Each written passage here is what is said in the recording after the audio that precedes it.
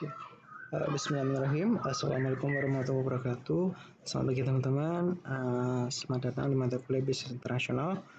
Untuk hari ini kita akan belajar yang namanya Modes of Trading Internationally. Ini fokusnya kepada ekspor dan impor. Apa saja yang di dalamnya kita akan belajar berikutnya.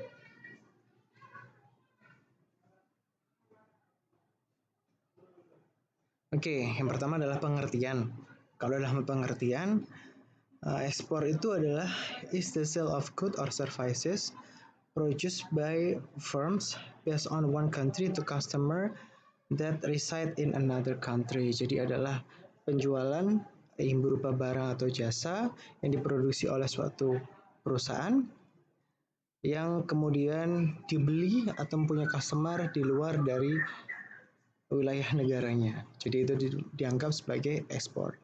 Technically, a product need not physically leave a country to qualify as an export. Rather, it need only earn foreign currency. Jadi ternyata yang dimaksud ekspor itu tidak hanya berupa produk yang keluar dari negaranya, tetapi dia juga ada pendapatan atau mendapatkan uang internasional atau foreign currency. Terus the trade or services such as we see with higher education make it a bit tougher to define what qualifies as an export. Still, the service export occur across a range of industry sector. Jadi memang kalau dalam hal bidang jasa itu tentang ekspor ini memang banyak sekali pendekatannya, dan dia sifatnya kalau dalam services itu kan intangible ya, intangible asset atau intangible produk. Jadi dia produk-produk yang tidak kelihatan. Contoh perusahaan-perusahaan yang kita di Indonesia ini mungkin dia buka perusahaan pendidikan di luar negara Indonesia, yang di situ dia juga memberi pendidikan secara culture seperti Indonesia, atau pendekatannya culture maupun bahasa atau pendekatan halal yang sifatnya bisa dijual di lain tersebut. Oke, ini type of exporter. Jadi ada beberapa type jenis-jenisnya ya. Pertama non-exporter, occasional exporter, dan regular exporter. Kalau dalam bukunya si Martin itu menjelaskan bahwa buku-buku yang sudah saya share ke kalian itu menjelaskan bahwa ada namanya non-exporter. Non-exporter itu adalah dalam pengertian bahwa memang orang yang bukan menjadi kegiatan sehari-hari sebagai eksporter. Jadi non-eksporter itu sifatnya adalah kondisional, atau pada saat itu saja dia butuh jadi eksporter, habis itu enggak, berhenti. Jadi dia disebut non-eksporter.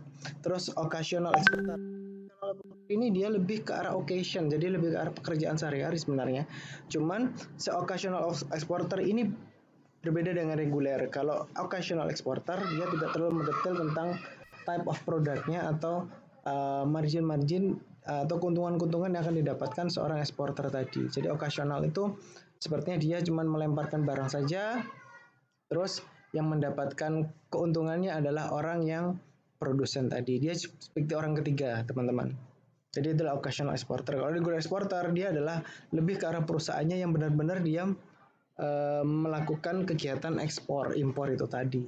Jadi dia benar-benar yang dari penyiapan barang produksinya, dari sisi produksinya gimana, setelah produksinya sudah jadi, di akhirnya adalah kemudian dia memberikan yang namanya sistem ini apa namanya verifikasi, atau di situ sertifikasi untuk sertifikasi ekspor tadi, terus pengurusan legalnya semuanya itu dilakukan oleh seorang regular exporter.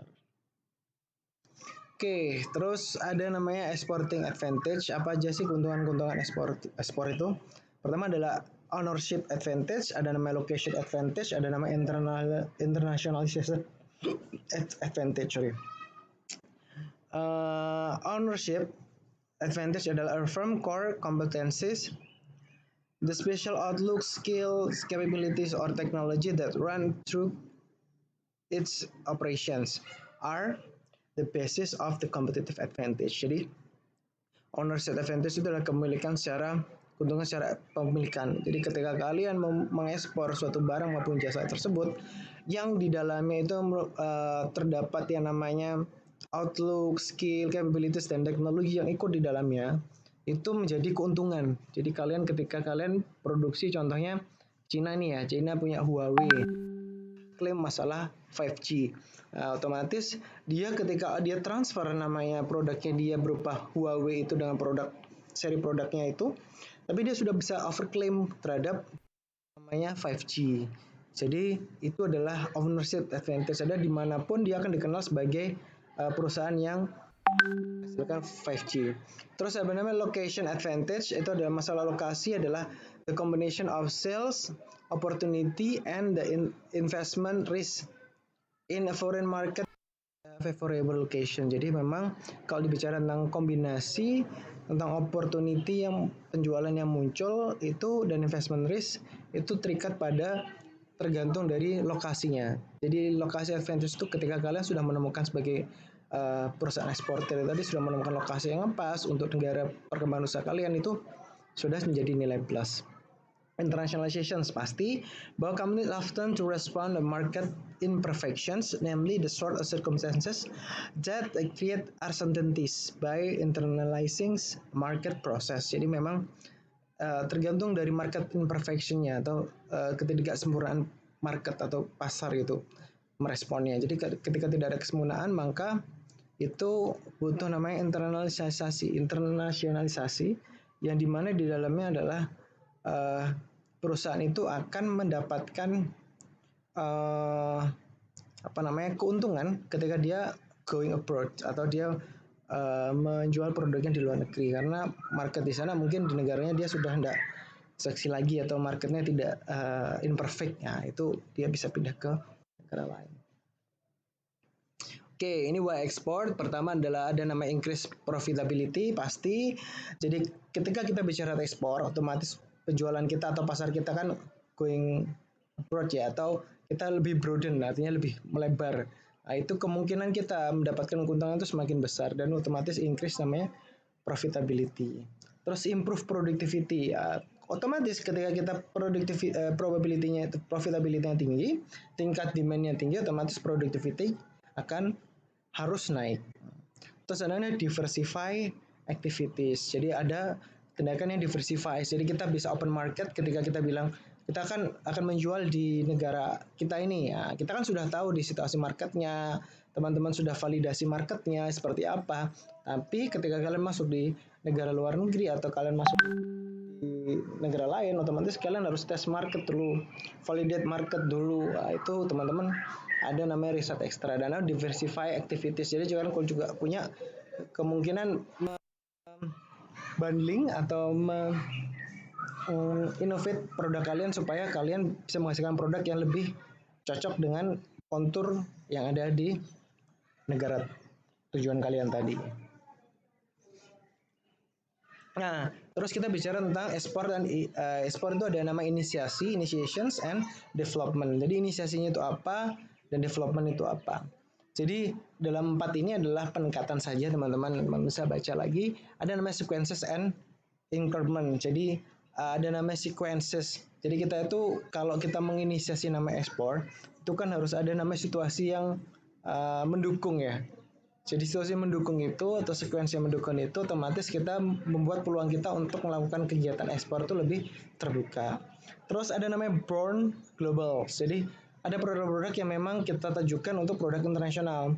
Contoh kalau di Indonesia ini ada beberapa produk kopi ya, saya contohkan kopi, di mana produknya itu adalah produk-produk yang sudah disukai oleh orang asing. Contoh kopi-kopi kita, Kopi Toraja, Gayo, Balikin Tamani, itu sudah dihargai oleh perusahaan-perusahaan atau customer-customer yang ada di luar sana. Jadi untuk pasarnya lebih mudah karena memang dia sudah born to be global player gitu contohnya. Terus interaction and time and place itu penting karena kita bicara tentang interaksi waktu dan tempat. Jadi teman-teman kalau bicara ekspor itu kan harus punya namanya link ya. Link kita untuk gimana sih produk kita bisa dipasarkan di luar negeri. Yang pertama harus kita dapatkan adalah siapa pembelinya dulu. Kita sebagai produsen harus menemukan yang namanya customer. Customer itu bisa teman-teman breakdown dari sisi mana ya? Ataukah kalian melihat dari sisi B2C-nya, business to customer, atau kalian bisa lihat dari B2B-nya atau business to business? Atau mungkin kalau dari sisi pemerintahan dia punya namanya legal MOU antara government to government, itu bisa memudahkan kita sebagai pelaku pasar untuk memasuk di akses internasional tadi. Terus the wildcard role of the serendipity card. Wildcard ini adalah seperti kalau orang kita mau jadi warga negara, contohnya ini adalah warga negaraan itu namanya dapat kayak semacam akses khusus, namanya green card namanya. Jadi ketika kalian mempunyai akses khusus di sana atau kalian mempunyai ada orang-orang penting di sana atau di link yang penting di negara lain tersebut, kalian bisa namanya mendevelopment yang namanya ekspor kalian. Jadi bisa menambah secara quantity, mungkin diferensiasi produknya mungkin ini dimasukkan ke sana lebih gede, lebih banyak. Nah, itu adalah kesempatan untuk yang ekspor. Terus kedua, kita bicara tentang ekspor, kita bicara tentang yang namanya importing. Importing is a purchase goods and services by buyer in one country, the importer from the seller in another. Oh, the exporter. Jadi memang ini kebalikannya. Kalau tadi ekspor kita itu barang kita dijual di luar negeri dan beli customer kita di luar negeri. Kalau kita bicara ini kita mempurchase, kita membeli barang dari luar negeri ke kita. The service import is a service transactions that doesn't result in ownerships is rendered by non-resident to local resident. Jadi memang ini bicara tentang service import itu bukan masalah adalah doesn't result in ownership. Jadi tidak termasuk dalam ownership. Jadi kita cuma beli barang saja, barang itu yang dari luar negeri, kita cuma konsumsinya saja, kita konsumen, kita tidak punya ownership terhadap suatu barang tersebut. Jadi type of importer ada namanya input optimizer. Jadi ada input optimizer itu adalah pengoptimalisasian barang-barang impor. Apa sih contohnya optimizer ini? Contohnya Indonesia. Indonesia kemarin sempat produksi berasnya atau produksi rasnya itu kan kurang. Jadi untuk menyetabilkan harga yang namanya price selling dan price flooring atau batas harga HET maupun harga eceran tertinggi sama harga eceran terendah, itu teman-teman gimana cara menstabilkan harga itu tadi ya, teman-teman harus menjaga namanya kuantitasnya. Nah, kuantitasnya dengan apa ya? Otomatis kalau kita kekurangan di dalam untuk produksinya, kita harus impor tambah dari luar dengan margin sudah kita perhitungkan atau harganya sudah bisa kita perhitungkan harganya. Nah, dari situ otomatis kita bisa menstabilkan yang namanya harga tadi. Jadi demand sama produk itu ketemu. Jadi tidak terjadi namanya inflasi harga atau kenaikan harga atau kelangkaan terhadap barang. Jadi seluruh tindakan yang ada di dunia ekonomi itu adalah didasari yang namanya scarcity atau yang namanya kelangkaan. Terus ada nama opportunistic ini kalian ikut namanya importer.org atau importer.apa lainnya itu banyak sekali. Nah, opportunistic itu adalah ketika kalian melihat peluang di sini bahwa penjualan itu kalau harga itu saya beli 10.000 Pak. Tapi kalau di Shopee itu harganya 100.000. Makanya saya beli Pak dari barang Cina dengan dengan harga ini saya beli banyak, saya jual di Shopee supaya saya dapat keuntungan lebih banyak. Nah, itu opportunistic. Terus arbitrages ini lebih ke arah arbitrasi. Jadi ini biasanya government to government lebih kesannya adalah untuk menstabilkan yang namanya perjanjian atau perjanjian bilateral. Jadi kalau ada perjanjian bilateral satu negara dengan negara lain, biasanya didasari oleh kesepakatan dalam bentuk perdagangannya. Jadi nggak mau perusahaan itu suatu negara itu dia neraca perdagangnya timpang terhadap negara lain. Nggak mau. Contohnya kemarin Amerika dia menstabilkan neraca perdagangnya terhadap Cina. Makanya dia mengeluarkan namanya trade war tadi. Jadi dia perang dagang. Gimana caranya barang Cina ke kita itu ke Amerika itu tidak terlalu banyak. Dia menekan dengan meninggikan. Biasanya dia mainnya di tarif atau di cukainya. Itu yang bisa dimasukkan untuk barang-barang importir. Terus way import, jadi ada beberapa yang memang bisa kita lakukan. Yang pertama adalah top management outlook. Jadi top management itu melihat dari sisi manajemennya itu membutuhkan nggak sih kita untuk mendiversifikasi atau membutuhkan namanya barang-barang dasar nggak atau raw material nggak. Contoh di Indonesia untuk produk farmasi di Indonesia itu produk farmasi itu rata-rata 90% itu berasal dari bahan dasar dari impor. Jadi kita sangat tergantungan untuk produk-produk yang sifatnya di farmasis. Terus contohnya ini ada namanya specialization labor. Jadi kita butuh juga ya namanya ada namanya kesepakatan yang memang ikut dalam impor tersebut. Jadi ada namanya specialization of labor. Jadi ketika ada spek baru dari perusahaan itu otomatis ada namanya raw material dari perusahaan dari negara lain itu otomatis kita harus melakukan namanya adjustment atau penyesuaian terhadap SDM kita. Jadi labornya harus disesuaikan dengan spek yang kita ingin hasilkan atau yang mereka berikan atau SOP yang mereka kasih. Nah, jadi itu. Ada namanya global rivalry. Jadi kita bicara tentang persaingan global itu sangat-sangat berdampak si impornya terhadap persaingan global. Terus local availability ya ini sangat kompleks ketika lokal tidak mempunyai daripada barangnya langka kita harus menyediakan berupa barang impor seperti saya contohkan tadi. Terus ada namanya diversifications untuk mendiversifikasi suatu produk. Produk itu tidak baik ketika pasar itu dibentuk terlalu monopoli karena ketika dia monopoli sifatnya dia ada monopolistik dan oligarki itu maka dia selalu jadi market trader dan mereka sudah mengendalikan yang namanya harga. Contoh banyak sekali di Indonesia itu sudah terbanyak sama sangat banyak produk-produk yang atau perusahaan-perusahaan yang dia sifatnya monopolistik karena dia tidak ada saingannya. Maka perlunya impor itu untuk menyaingi dia supaya mereka dia tidak bisa memainkan harga secara sepenuhnya. Ini ada namanya importing the export problem and pitfalls. Jadi ada beberapa problemnya. Pertama financial risk, customer management, international business expertise, marketing challenge, top management commitment, government regulation, and trade documentation. Jadi teman-teman bisa baca sendiri dan bisa kira-kira lah mana sih aja yang termasuk dalam problem di importing dan exporting itu. Nah ini ada sedikit tentang siapa sih yang agennya, yang resource sumbernya atau yang assist mereka itu siapa aja. Ada namanya government agency, ada export intermediaries, ada custom broker, ada namanya freight forwarder, ada namanya third party logistik. Jadi di sini teman-teman bisa lihat, bisa cek di sebelah kanan kalian ada trade assistant by type and resources. Jadi ketika kalian sudah memutuskan kalian mau jadi pengusaha, saya mau jadi pengusaha apa? Pengusaha apa? Ekspor impor. Nah, berarti teman-teman setidaknya harus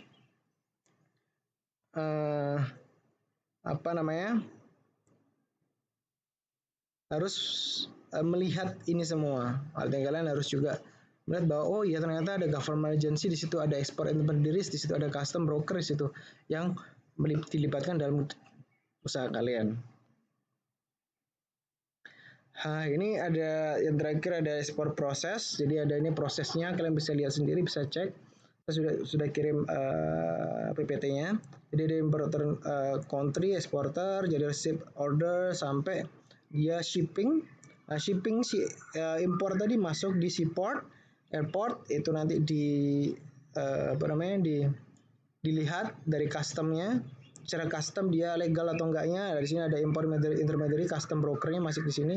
Custom release itu adalah ketika kalian sudah terkena cukai atau tidak, di situ nanti ada rilisnya sifatnya. Dan ini inland, shipping, rail, air, and water ini ketika masuk ke customernya atau ke perusahaan kalian.